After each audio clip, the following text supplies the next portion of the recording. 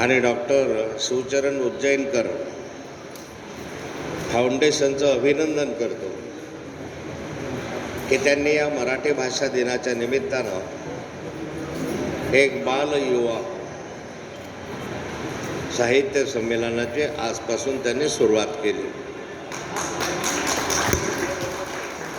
मुक्ताईनगरसारख्या छोट्याशा शहरामध्ये, छोट्याशा गावामध्ये या ठिकाणी त्यांच्या आवाहनाला प्रतिसाद देऊन व्यासपीठावर असलेले सर्व मान्यवर उपस्थित राहिले, हे काही कमी नाही आहे.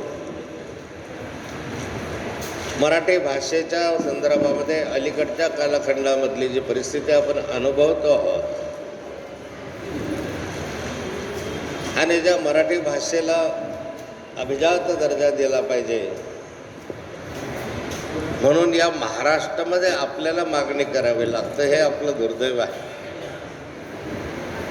मराठी हे हजारो वर्षाची परंपरा असलेली मराठी, हे मराठी अधिक प्रगल्भ झाले पाहिजे, अधिक समृद्ध झाले पाहिजे. शेकडो वर्षापासून या मराठीला समृद्ध करण्याचं काम अनेकांनी केलं, अनेकांचं योगदान याच्यामध्ये राहिलं. अनेक कथाकार झाले, लेखक झाले,